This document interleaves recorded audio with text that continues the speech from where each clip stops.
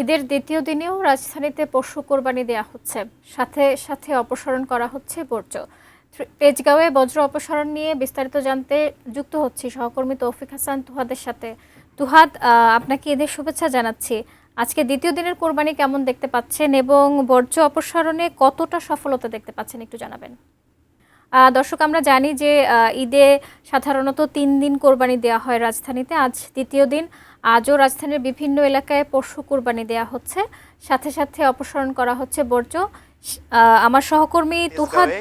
ঈদের দিনের মতো যে ঈদের দ্বিতীয় দিন এখনো কোরবানি যে পশু জবাই তা আমরা দেখতে পাচ্ছি বিভিন্ন স্থানে, রাজধানীর বিভিন্ন স্থানে ঘুরে আমরা দেখতে পেয়েছি যে আজও বিভিন্ন জায়গায় পশু যে কোরবানি পশু তা জবাই হচ্ছে এবং পশু কোরবানির পর যে বর্জ্য সে বর্জ্য অপসারণের যে কাজ তা দেখে আমরা দেখতে পেয়েছি নগরবাসী যারা জবাই দিচ্ছেন তার পরবর্তীতে তারা এই বর্জ্যগুলো অপসারণ করছে।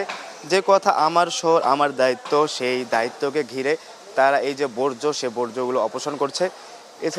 তাছাড়া তারা যে জীবাণুনাশক ও ব্লিচিং পাউডার ব্যবহার করছে, ব্লিচিং পাউডার যে কোনো ধরনের দুর্গন্ধ না তৈরি হয় সে কারণে তারা এখানে ব্লিচিং পাউডার ও জীবাণুনাশক যে পাউডার তা আমরা দেখতে পেয়েছি দেয়া। এছাড়া যদি সিটি কর্পোরেশনের কাজের কথা বলে থাকি, সিটি কর্পোরেশনের আমরা দেখতে পেয়েছি যে ছোট ছোট অলিগলি যেগুলোতে সিটি কর্পোরেশনের ট্রাকগুলো ঢুকতে পারে না সেগুলোতে দেখি ভ্যান ঢুকেছে এবং ভ্যান থেকে যারা বর্জ্য অপসারণ তারা বর্জ্যগুলো নিয়ে যাচ্ছে।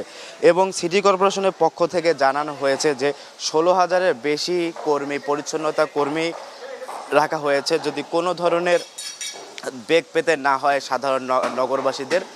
এছাড়া 16,000-এর বেশি ছাড়াও আমরা দেখতে পেয়েছি যে প্রশাসক তারা প্রতিদিন বের হচ্ছে, ঈদের প্রথম দিনও বের হয়েছেন এবং দ্বিতীয় দিনে বের হচ্ছে। কোনো ধরনের যদি নগরবাসীদের দুর্ভোগ পোহাতে না হয় সেজন্য তারা বারবার তারা বলছেন যে পরিষ্কার পরিচ্ছন্ন কথা বলেছেন। এছাড়াও আমরা দেখতে পেয়েছি যে বিভিন্ন বড় বড় যে অলিগুলির মধ্যেও সিটি কর্পোরেশনের ট্রাক ও ভ্যান তারা বর্জ্যগুলো নিয়ে যাচ্ছে।